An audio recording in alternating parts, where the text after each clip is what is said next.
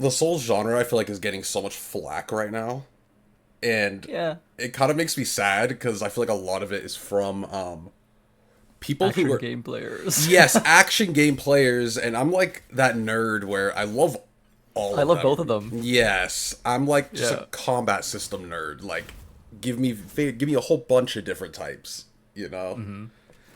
And Yeah, I mean, you play everything. You play, Souls like action, turn-based, right? Like yeah, as long as it has interesting combat, like you love it. yeah.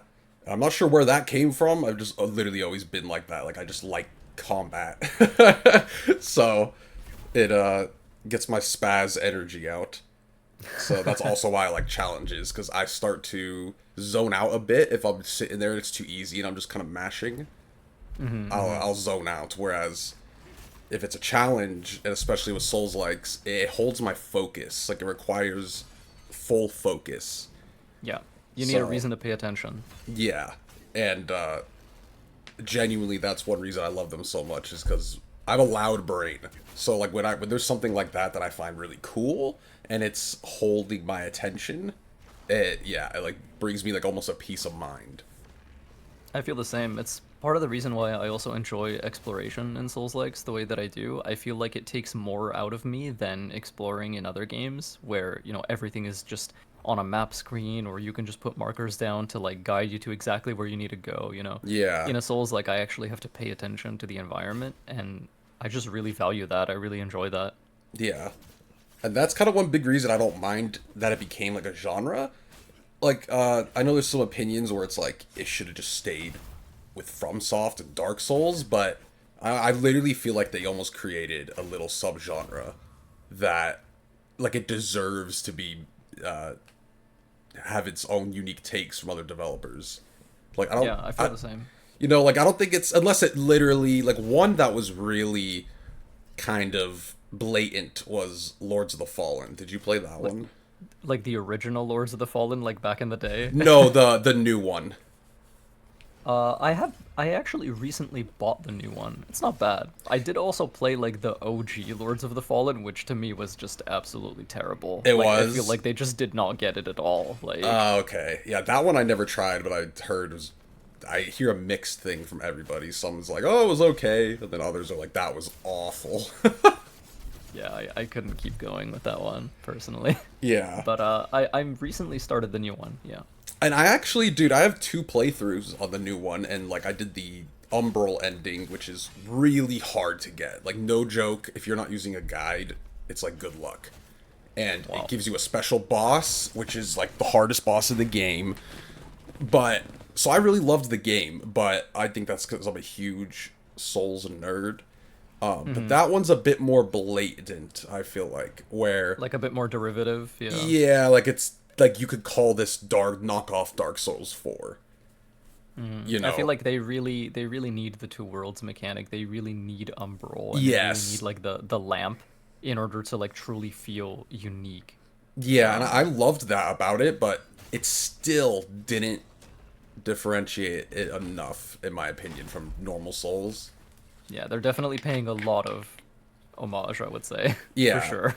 Which is Yeah, still, you can it's feel it. fine. It's just more like, I think if every Souls like was like that, then it would feel oversaturated, at least to me. But a lot Yeah. aren't. Yeah, I think that was a criticism I saw some people leverage at Lies of P, but like it was less harsh because Lies of P is so unique in so many other ways Yeah. that and also I guess one of the big differences between Lies of P and Lords of the Fallen is that Lies of P in the ways that it does replicate From's formula, it does it like very like to a very high standard of quality. And so when Yes. you play that game, like all of the things that are clearly like taken from are very smooth. And Yes. it's honestly like I haven't felt anything in the genre that is like that smooth. I feel like in some ways it's even smoother than From's actual games, which is crazy. Yeah, my brother's a huge Dark Souls fan, and I nagged him for months to play Liza P, and he was so hesitant because he just doesn't trust anything that's not from software. But when he Yeah. got on it, he was like, dude, I almost feel disrespectful saying this is better than like Souls 2 or whatever, and he's like, but it really I feel that it is. is better. Yeah, It I is, like yeah. it more than a lot of From's catalog. I'm not even gonna lie. Like I I'm the just there's same something way. so special about that game. Yeah. Yeah, and like what I you think said was perfect. How it does the Souls kind of formula that it's taking inspiration from such like to such a high standard, but the game is so unique. So it yeah. it's like they got it right. They understood the mission. Yeah, like the parts that it replicates are basically just used as foundation, and then everything on top of it is all Lies of P. And I think Yes. the the focus on characters and like emotion in Lies of P is something that I just don't really think you get as much in the rest of the genre, and it's something that really took me off guard. Even, the whole like you're meant to become more human, right? And so like Yeah. you listen to music, like you put yourself in these situations that make you feel things, right? Like I think that's Yes. such a creative concept. Yeah, that was one big thing I mentioned. Like when it first came out, I was like, if you're not a big fan of the way FromSoft does storytelling, right, more environmental, I'm like, Hmm. you will probably love Liza P because there's more cutscenes, there's more emotional moments and characters. I even remember the one section where it's like the rabbit gang is like follows you around for a little bit. Do you remember that? Yes. Yeah, and I was just like, this Yeah, feels yeah. like a very different RPG, but like I really like that. Like when you get caught in the bear trap and like the rabbit girl is like, "Hey, like the idiot's actually a looker," and she Yeah, like jumps over the rooftop, like. yeah, like that. It was so funny, and like that's so unique because like that really doesn't happen in From's games. Yeah, not to the same extent for sure. Yeah, no way. And then yeah, the music at times From Software has beautiful music, but again, I feel like it's still a bit more atmospheric, whereas Liza P was more. I It don't was even know. very emotional. Yeah, like they wanted you to feel something, and oh, I did. So Yes. yeah, that game Yes. I left that game with like the same type of impact, where it kind of just blew me away by that. Yeah, And one of those games where you finish it and you kind of just like stare at your wall for a little while. Like, literally, yes, that's so funny with like the same brain cell. That is exactly what I yep, did. And then, yep. to be honest, that was the game where I'm like, I have zero problem with other devs giving this a shot. Like, I Hmm. will never call it oversaturated unless it's like, again, like there's like Lords of the Fallen type games coming out every month or something like that. You know what's really funny is it was playing Lies of P that made me so excited for Kazan. Right, right. Because I had just finished it and then I saw all the Kazan announcements and I was like, oh my god, like another Korean game? Like, in this genre, like this is gonna be like this has a chance to be really good. Yeah. Did you say the same thing with the demo where you're like playing Kazan, you're like, oh no, this has like a chance to be Liza P quality. Yes, yes. Yeah. I already knew even back then. I was like, this could be the best in class since Lies of P, and right now that's how I feel. Yeah, which is funny. I remember us talking about that on like Twitter where we were like, dude, it's gonna be the same quality. Like you could just tell by how smooth the combat was. Yeah, like I thought of you. I was like, yo, this guy has to try this game. Like back when when there was still just the demo, right? I was like, dude, like you have to try this out, like Yeah. And dude, it's gonna be hard for anything to beat Kazan for me this year. Like same, hard. same. Yeah, I know Wu Chang Fallen Feathers is coming at Yes, some which point. I'm hyped for totally. Yeah, looking forward to that. Looks kind of cool. But other than that, and I mean, I doubt even that game will do for me what Kazan did, because it's like Kazan is one of those games where when you play it and you get used to it and you like optimize your damage and you're feeling good about how you're fighting, like you feel like you're playing an anime, which is Yes. insane. Like, And that's why it kind of stole my heart too, is the more anime influence and especially the characters. Like, they don't have as many cutscenes as let's say a JRPG or anything, but the yeah, ones yeah, they had and like the character interactions, like, dude, I loved it. Like, especially yeah, Elamane. yeah. Like, doesn't the game feel very JRPG-ish for a Yes, Souls-like? I was like, that It's was the so most interesting. JRPG Souls like besides Code Vein, but I thought Code Yeah. Vein was kind of mediocre. Yeah, and Code Vein is literally a JRPG Souls-like, so, Yeah. you know. So like, But yeah, yeah. that is why it's so special to me. It like literally it fused the stuff I love about JRPGs, but with a Souls like that had like Liza P quality.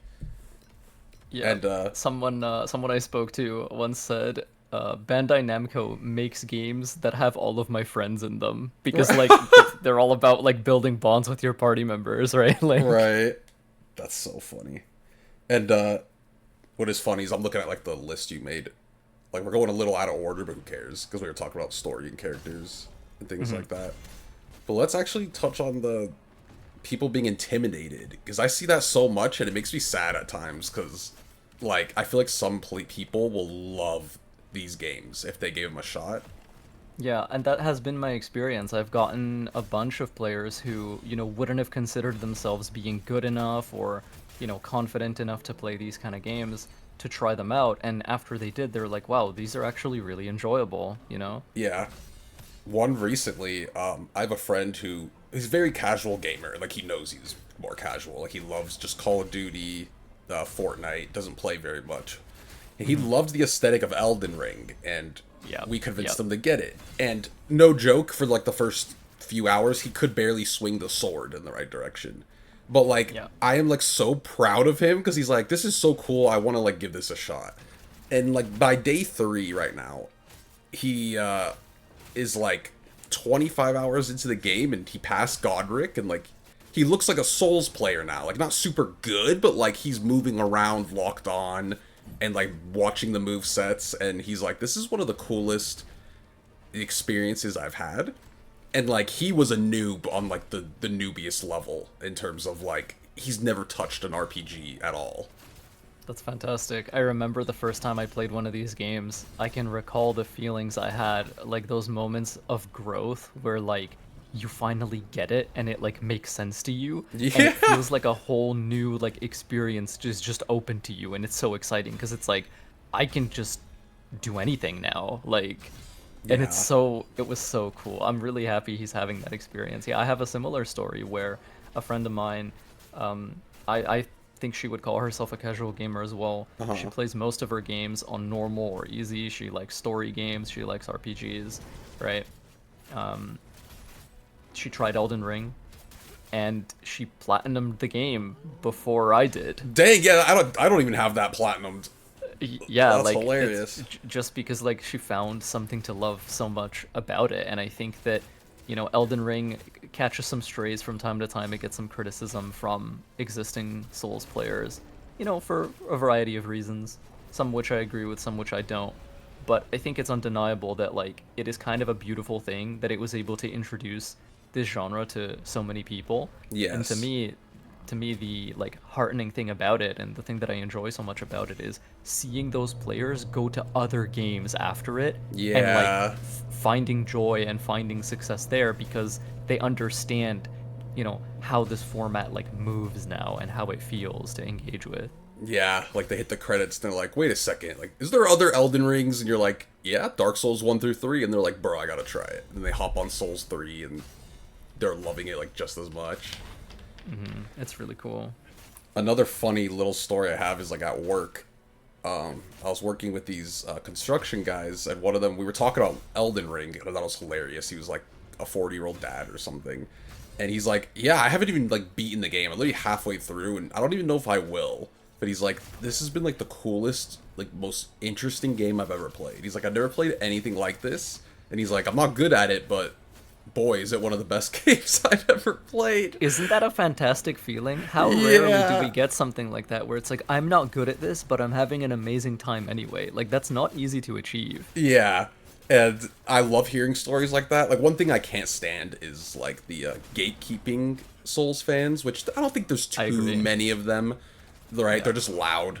But, They are. yeah, I don't... That's why I also love Elden Ring, because I'm like, yeah, dude, they have a few cheese things that kind of made it reach a broader audience, but I'm like, do you not get excited by the, like, people who would have never touched these games, like, just being infatuated with Elden Ring? Because they're like, this is so cool. I think what's interesting is like every Souls game has had cheese, like powerful strategies, and it's just that nowadays information just spreads so much quicker, and people find optimal things and share them with each other so much faster.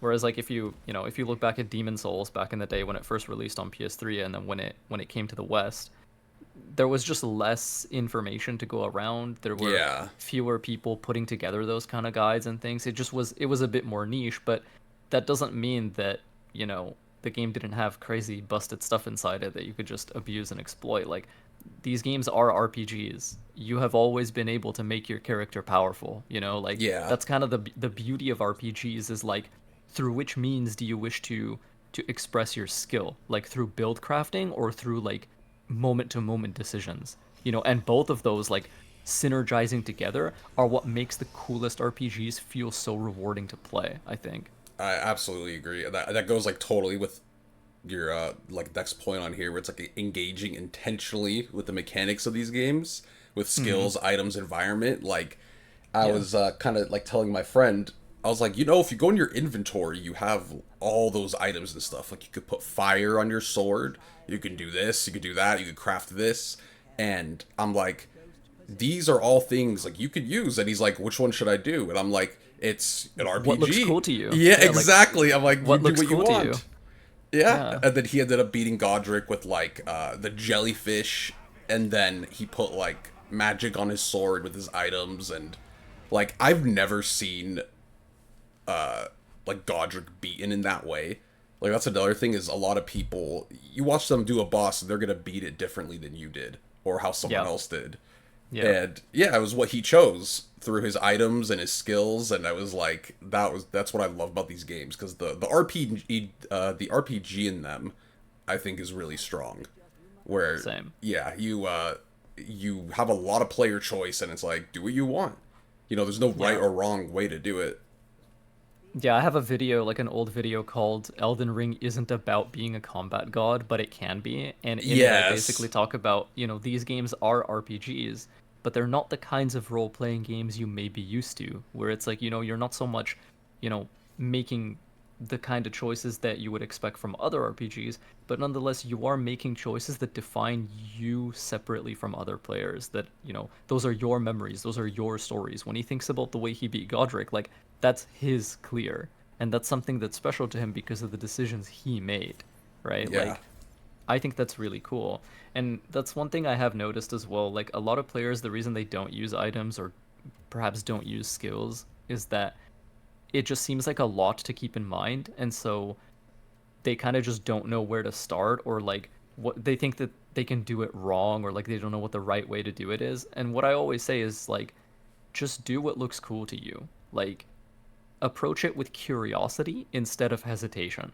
And if you Right. approach it with curiosity, you will inevitably like learn a lot of cool things. You'll learn like I like this, I don't like this, this doesn't really suit me, or like I don't understand how to use this, right? Like whatever the case, even just trying it out and going into it with curiosity will teach you a lot. I mean, now he knows that magic grease, like that's a thing that exists. Probably other types of greases exist. Yeah. Maybe different things are weak to other ones, right? Like things like that. And the more you do it, the more you get used to it, and the less scary using your items becomes. Yeah. Totally agreed. That's also why I don't like when people kind of force one way to do it. Like I've played so many of these games now that I kind of go the combat god route, right? Like I've played them a Yeah, lot, yeah, so I like to just brute force go in there. Can I dodge or parry every single one of these moves and beat them with like yeah, more and of a that's minimal great. sword, right? Yeah, But that feels amazing. yeah, but I did not start that way, and I still don't always do that. Like through Khazan, there were moments where like some of the environmental enemies drove me so crazy. Bro, I bought like 30 explosive like fireballs and just kept Yes, throwing them at like especially yes. the ghost guys with the bows, like the undead that just come back to Yes. life if you don't. Yeah, yeah, Yeah, yeah. like I would keep explosives so like when the purple mist would come up that they're gonna revive, I just chuck an arrow or chuck a bomb and it like knocks it out. And yeah, it's like I'm not gonna run through every level just brute forcing everything because it's like Hmm. I literally have all these tools at my disposal. It's like how do I want to use them? Yeah, they're in the game to be enjoyed, and I think it's a shame to just like never access any of that stuff because it's like, you want to enjoy like as much of the game as you can and really like experience the depth of it, right? Yeah, It's also, if you're allowed to throw stuff at me, I'm allowed to throw stuff at you. Yeah, that Right? was another Like, thing. Yeah, because my friend, he watches me and like a lot of my friends who at this point were decent at these games, right? So he's like, should I be using this? Is that cheese? I'm like, you're asking me if that's cheese when this guy Godric just sent like 20 delayed attacks at you, burning the whole arena. I'm like you do what you do to win, right? yeah. Like there's no cheese here. Yeah, the only thing that matters is, like, are you going to have fun playing this way? Yeah. I'm like, there ain't no rules. If it was a rule, you wouldn't be allowed to do it, right? You'd click the, like, bomb or whatever, and it would literally wouldn't let you use it. Yep, yep, exactly. It's something I really wish more players would be willing to be open to. There's a lot of players that, you know, I fully understand abstaining from using certain mechanics after you've tried them and you Yeah. realize, okay, I don't like this for whatever reason, and it's true that in some games certain things do feel so powerful that I eventually toggle them back off, or I decide not to use them because I engage less with the system if I use them. But what I see more often than not is players who never even bother to give it a shot, never even attempt it, never even try it, and then they still avoid it, and they're like, "Oh no, it would make it too easy." And it's like, how do you know that? Like, you've never Yeah. even tried it. Like, Yeah. And I think that goes back to people being intimidated and yeah, also about them like common ways that some players fail in these games is truthfully because they hear Souls games are hard. They're they supposed get to the be wrong hard. idea. Yeah, Yeah, it's like they get the wrong idea. that's not the whole point of them. Like they're hard because they encourage thinking and they want you to think Yeah, and take things slow and learn and kind of give that feeling of, oh, you just overcame something. But hmm it doesn't mean, oh, if the game starts getting even somewhat easier than it has been, I'm doing something wrong or I'm cheesing. no, It's yeah, like not not at at all. all. It's like you're getting better or smarter. Yeah, yeah, you're improving. If the game is getting easier, then you're doing what is expected of you. Like, Yeah. is that not the case for like every game ever made? Right? Like, Literally. Yeah, that's why I personally can't stand the stigma. Like, I don't let that same. stuff totally get to me, but like when I'm scrolling, like Ninja Gaiden 4 got announced, I'm extremely hyped. But then I'm Yes. going down, my whole Twitter feed, and it's like so many people are like, "Thank God, death to Souls likes and all this stuff," and I'm like, "Why can't they coexist?" I'm like, and Yeah, like, I could exactly. tell by a lot of their accounts that they don't play them or never have played them, and like Yeah. that's totally fine. Like I don't want to force someone to play something they don't want to, It's but just sad. It's just yeah, sad. it's like, dude, they're very different, and I don't think action games like are dying at all. I think I there was a decent amount still, even though there's a lot of Souls likes emerging. They were definitely a bit more dormant, and I think I understand where some of the bitterness comes from because, like, character action and Souls-like were both kind of niche, but Right, whereas character action stayed niche, Souls-like became more mainstream. And right. so if you're like an action game player, that probably feels kind of bad. And Yeah, so I totally get it. Like, I understand where they're coming from. But at the same time, like, yo, we're getting Ninja Gaiden 4. We're getting Ragebound. We're getting what was that game with the Arthurian knights? Like the new one that just got announced for like 2026. I think it's like Tears of something. What I know exactly what you're talking about, but we Like also have with Lost Soul Aside, which comes Lost out in Soul like aside. 2 months. I know. Oh, I've been waiting Like, for that game for like 10 I years, know, dude. I didn't think it was like real for like 5 years. You're seeing trailers and announcements of it. I'm like, this game's not coming out, and then Yeah. it literally May And not 30th. only is it coming out, it's getting a Steam release too. I Ooh. know it's really exciting. I think that's going to be another game that might contend with Kazan. It really depends. That's one of Yeah, those yeah. games where I can't tell if I'm gonna play it. I'm gonna be like, wow, that combat was sick and that game was cool, or like the story's actually gonna go pretty hard and music and everything, and I'm gonna end it like again staring at a wall like I did with Yeah. Liza P, where I'm like, wow, that actually was incredible. Yeah, I'm open to anything. Tides of Annihilation is the game you were There we thinking go. of, That's yeah, that's with what I was the thinking of. with the girl who summons like the Knights of the Yes. Round Table, right? Like it's got some loot elements, it looks like, but it looks very FF16-ish, to be honest. Like Yeah. the combat, it looks very FF16-ish. Yeah. And Speaking of she action games, FF16 came out. Like that's mainstream as hell. that's kind of what I mean. Yeah, like I both love and hate 16. I wouldn't say hate. I really enjoyed the game to where I wouldn't use the word hate. I just there's some things I disliked about it. Um but I at the think the way same they handled their difficulty was extremely silly. I think that yes. it's a game that like look, we love our cool cinematic like epic experience. Don't get me wrong. Like I like that kind of stuff as much as the next guy. But the thing is like that game almost never pushed me. I think I only died in that game like once and it was on one of the optional like legendary hunts. Yeah. And the other time I really felt pushed in any way was on the final boss. I just popped my potions and I lived anyway. So it's like Yeah. it's a game where like I never really felt like I had to, you know, prove I can Engage with embody it. Clive Rossfield, you know, like Yeah. And I think that's one of the biggest problems with that for me was it actually kind of took me out of the game at times because the environment of FF16 is like dark, intimidating. There's death everywhere. You have to watch your back, yeah. like for every move, and it's like then you go in, and you'll be fighting the scariest, most intense looking boss, and it's just too easy. Yeah. And, again, it wouldn't have been the biggest deal if they let us play on a harder mode from the get-go. But Yeah, you're forced to play on the action mode, which was way undertuned, in my opinion.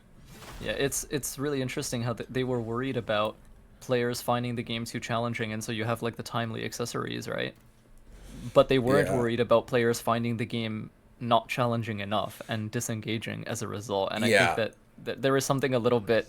It just kind of sucks. Like it's a little bit sad, you know. No, it is, It would. because I say love-hate because, dude, the characters and, like, the aesthetic of that game, it would have been one of my favorite games of all time if it was Yeah. different in that way. Like, the only And reason it didn't leave such a lasting mark was because of that.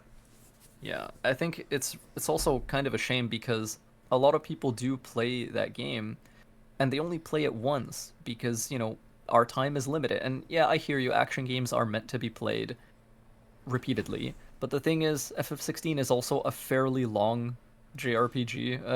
I don't debatable.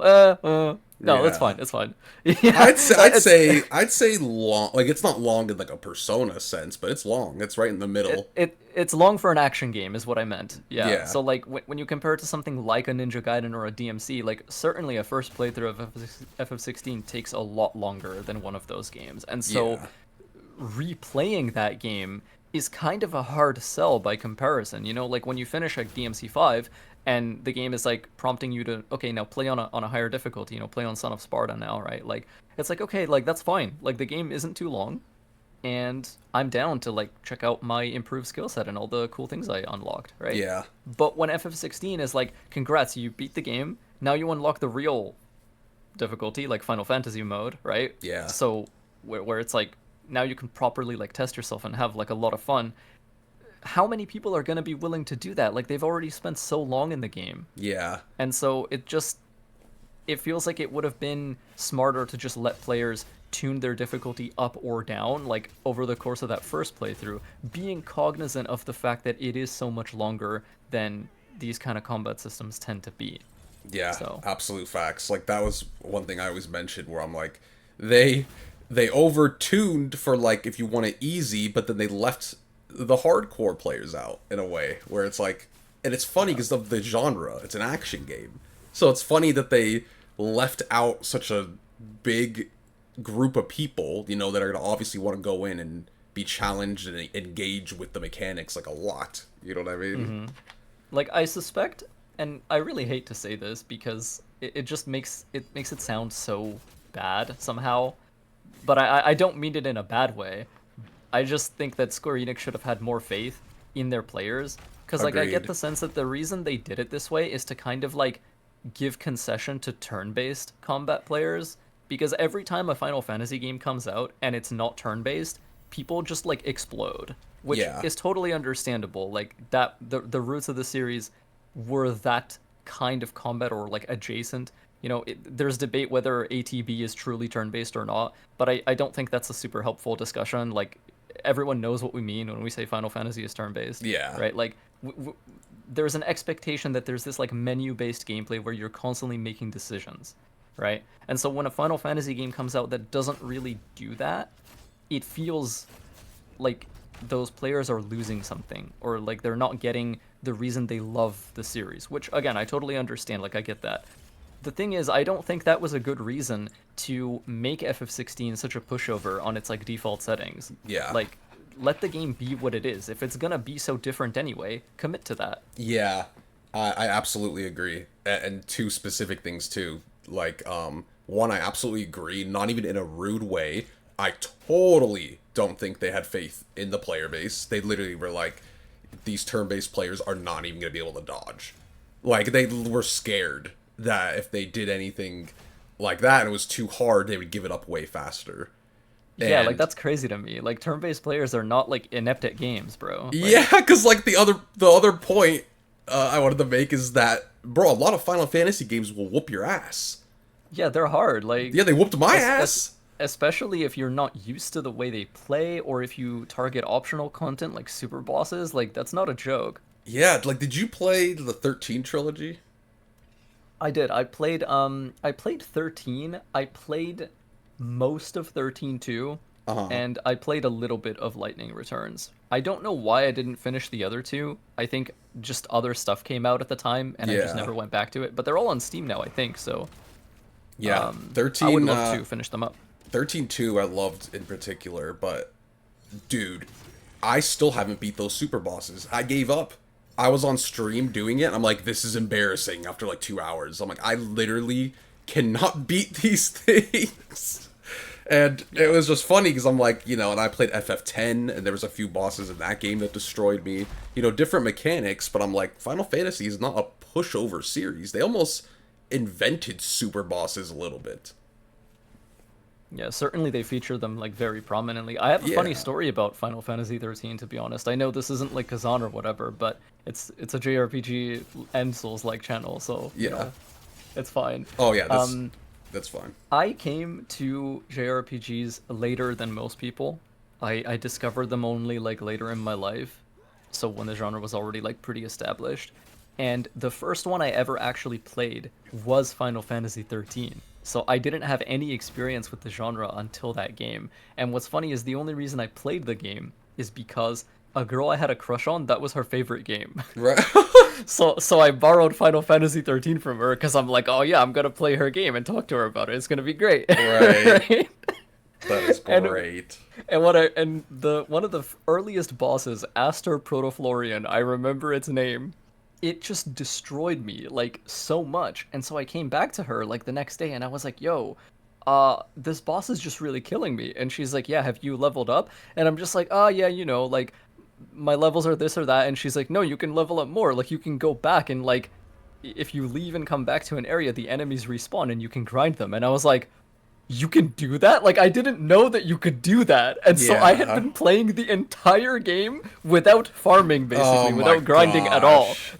Just raw dogging, like, start, like, A to B, like, I'm Yeah. just going forward, like, on skill alone. And I Oh had my no idea. I was like, God. yo, this is really hard. Like, Yeah. That's hilarious.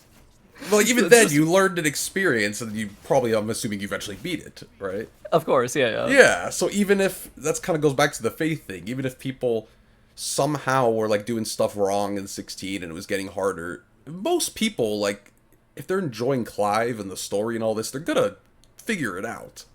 It's not like, again, they're not gonna just turn the game off, delete it, and be like, okay, I can't do this. Like, you know what I mean? And I'm not talking Souls difficulty either. I'm just talking a bit more balanced in the... Yeah, just a little bit more friction, give you a reason to, Yeah. like, stay awake and, care about your health bar a little bit. Yes, yeah. That's the thing. Like, care about your health bar, because in the game as is on normal or on action mode rather, it's just not that like important to not take damage. You know. Yeah. But I am curious because I'm looking at these points. What are useful tricks that you picked up as you played games like this, or in general for Souls games and bosses in particular? So one of the big ones, and I was really stubborn about this starting out, because like the first Souls like I ever played was Bloodborne, Mm-hmm. and I did not level my health at all. I just leveled skill. I got so much skill that I could like beat bosses with throwing knives, basically. Because like that's the kind of stuff I love in games. Like I love being a rogue. I love using those kind of like agility, dexterity weapons like daggers, knives. Like Right. if you see like a cloaked dude in the corner of a tavern, like that's probably me, right? Yeah. Like, do you know those memes where it's like the random thief in a JRPG when you tell him he has to fight God, right? Like that's basically Literally. me.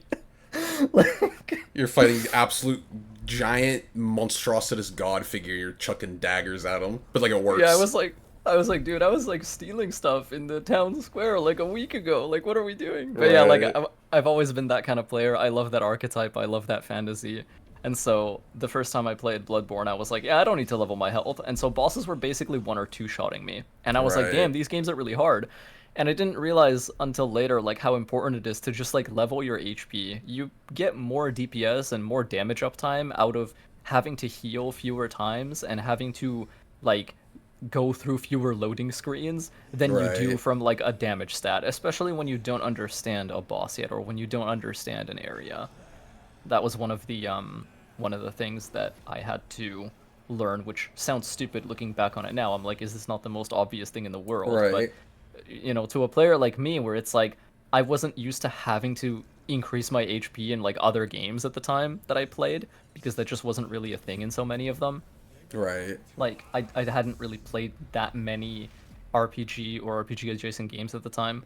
And so I was like, all right, you know, fair, learned that. And then the other thing, the big thing for me was I had also been essentially poisoned by the mentality that I saw online where it's like if you do anything that's not like dodge an R1, then like you're Right. playing the game wrong. And so I was like, I had all these items in my inventory and I was like not letting myself use them because I'm like, am I playing incorrectly or like not engaging with the game on its own terms if I do that? And I think that part of the reason I'm so passionate about telling players like, hey, like use your items, like engage with the mechanics these days is because I had been made so unwilling to do that and it genuinely just made my experience worse because I Yeah. was letting myself experience less of the game. Like playing the way that I did, like I was basically leaving so much understanding and so much knowledge on the table. Where it's like, Right. yeah, on the one hand, I was making it harder for myself, but on the other hand, I was also flattening the game and making it less complex.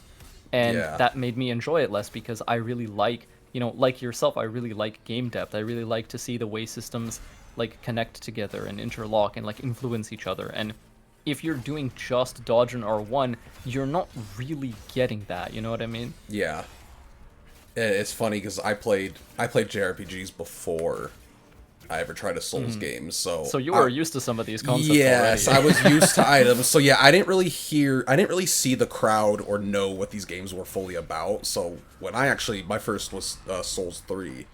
and it's like bet your ass, like from the get go, I was collecting bombs, I was putting fire on my sword, and it just reminded me of RPGs where I was like, Yeah, because they are. yeah, I'm like I'm gonna use what I gathered, what I've explored and gotten, what I've built. You know what I mean? I'm like I'm not just gonna use weak stuff because I was like I know the game. I heard the reputation that it was hard, but yeah, I wasn't tainted by how a Yeah. lot of people are now, where they're like, oh, it's cheese if you do that. So I was using everything, and that genuinely was the best part of my It like first feels good. It experience. feels good. It makes you feel smart. It makes you feel rewarded for like making decisions and exploring because that's also the other side of the equation. It feels like a lot of people don't really value exploration in these games because a lot of what you get from exploration in Souls likes is items. And if you Yeah, never use that stuff, then it devalues what you're receiving from your efforts in exploring. Like, yes, you see the environments, you see the absolutely. world,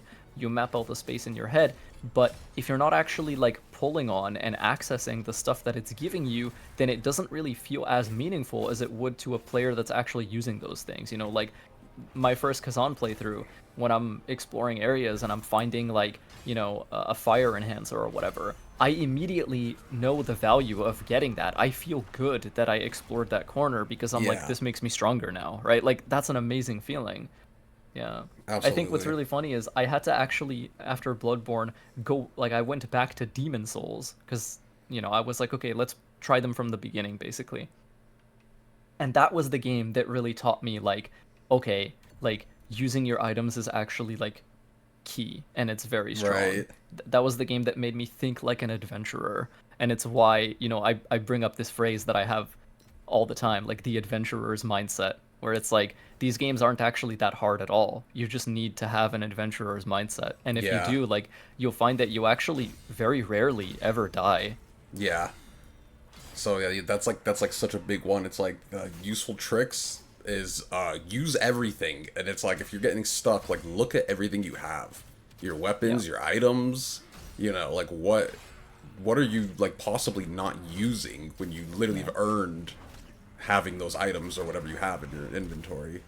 Yeah, be more curious than you are hesitant. You know, be Yeah. curious about your weapon, be curious about your character, be curious about what's in your pockets. You know, if there are things that you don't understand, you should be excited about that. You should be like, I'm gonna use this so I can see what it does. I'm gonna use this so I Right. can understand it, right? Like, And it's really cool. one, I think this one's kind of funny. Tell me if you've ever thought in this way when fighting these bosses. One trick I've used, and I actually use this so much now, and it never fails me, is I feel like uh, with every game, you know, there's usually always dodging or perfect blocking, right? It's kind of like a staple to these games.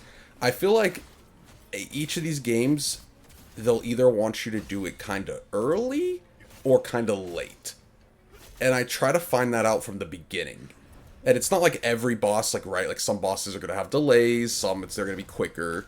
But in general, the window for perfect parrying or dodging, I feel like, as a whole, in a lot of these games, are either going to be slightly early or slightly late.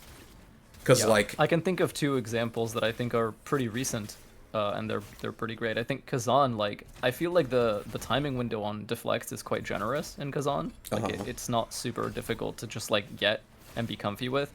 But compared to something like Rise of the Ronin, where like you have to counter Spark very late, like just as the attack is hitting you. right, And if you do it like any earlier than that, you'll just do like your little swing animation, and it'll probably still hit you. right. Yeah, and then from then on, you know, it's usually the first like 10 hours where I keep doing it early and I'm like I notice that. I'm like, okay, I keep blocking way too early. So then it's, you know, doing it later is not going to guarantee you just suddenly do everything perfect, but that's usually what I'll do. Is I'll switch my mindset. I'm like, okay, this game wants me to do it a bit later because early is not working out for me at all. Yeah. So even though I'll miss a couple by doing it too late, I'll actually start hitting those perfect windows way more. And then I kind of like I figure out, you know, the window because it's not necessarily late, but it's like okay, this game like I'm doing it way too early every single time. Yeah, I think for games like Sekiro, Lies of P, and Kazan as well, one of the things that seems to really help people is when I tell them like, when you're deflecting incoming hits, like hold the button, because if you get it, you'll get the deflect, and if you mess it up, you'll still guard it anyway, and Right. like that will help you like learn the timing without like incurring penalty to your actual health bar, right? Right. That's a really Like good one. like you can be destabilized if you like run out of stamina or you're taking too much chip or whatever, but like that's a lot better than actually just taking health bar damage, having to back off, having to heal. Now you're like out of the combat rhythm, right? Like it's a lot better to just stay in the enemy's face and just keep hearing the rhythm, because being able to Right. like hear and see like the audio visual feedback of like when is it hitting me, you know, is pretty good. That's why for more complex strings, sometimes it pays to actually just hold guard on the whole thing so you can see what it feels like when it's like connecting with your guard, right? Yeah. And then once you've seen that, you can be like, okay, I'm gonna tap to that rhythm, right? Like, Definitely. Another one too also, is oh, go ahead.